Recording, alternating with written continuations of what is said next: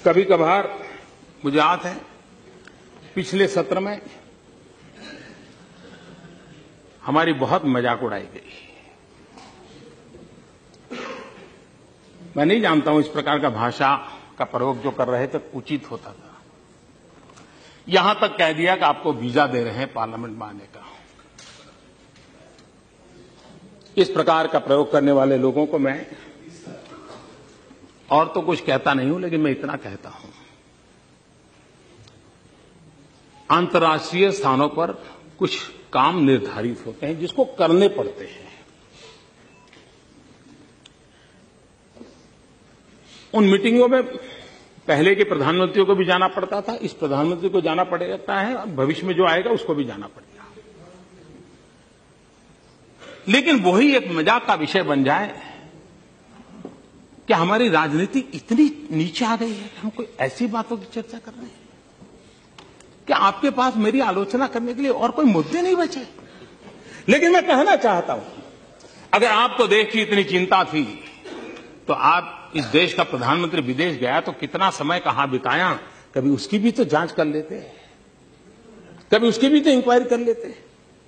मैं आज कहना चाहता हूं जी, मैं जापान गया तो जापान मेरे कार्यक्रम में मैंने एक कार्यक्रम क्या जोड़ा, मैं वहां एक नोबेल लॉरिएट साइंटिस्ट याकामाहा को मिलने गया। क्यों? फोटो निकलवाने के लिए।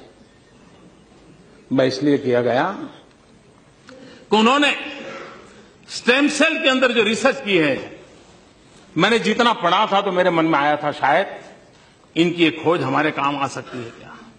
क्योंकि मैं जानता हूं मेरे देश के आदिवासी, उन आदिवासियों को परंपरागत रूप से सिकल सेल की भयंकर बीमारी से जूझना पड़ रहा है, और सिकल सेल की बीमारी कैंसर से भी भयंकर होती है। जिन्होंने सिकल सेल की बीमारी वालों के विषय में पूछा है तो पता चलेगा ये कितनी पीड़ादायक होती है और पीढ़ी दर पीढ़ी चलती है। अभी तक उसकी कोई दवाई नहीं मिली है। एक आशा लगी है कि स्टेम सेल के द्वारा सिकल सेल की बीमारी से मुक्ति हो जाए। हम गए तो वहां गए, उनसे चर्चा की, और बेंगलोर के हमारे साइंस इंस्टीट्यूट के साथ आज उस दिशा में हमारा काम हो रहा है कि स्टेम सेल्स के द्वारा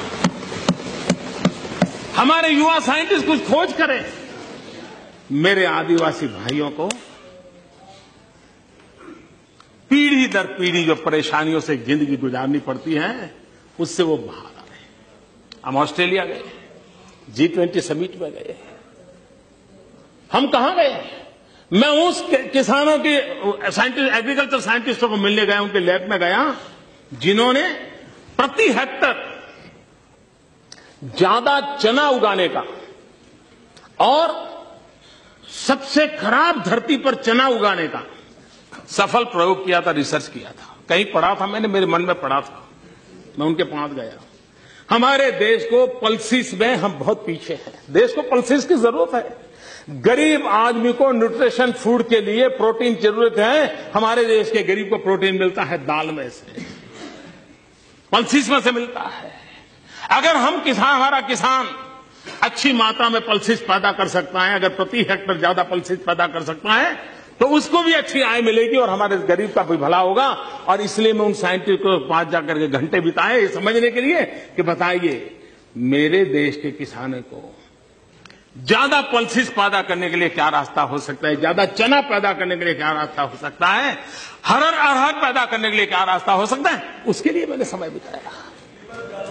मैं एक और साइंटिस्ट के पास गया, इस बात के लिए गया मिलने के लिए कि उन्होंने केले में कुछ नई खोज की थी।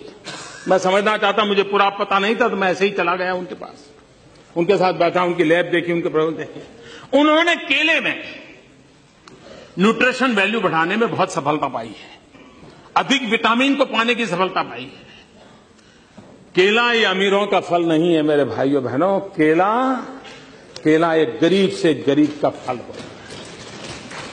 अगर केला उसमें न्यूट्रिशन वैल्यू बढ़ता है, विटामिन अगर ज्यादा अच्छे मिलते हैं और इस प्रकार की खोज के साथ केला बनता है तो मेरे देश का गरीब से गरीब व्यक्ति केला खाएगा, उसको ज्यादा ताकत मिलेगी। अगर विदेश जाते हैं तो इस काम के लिए जाते हैं।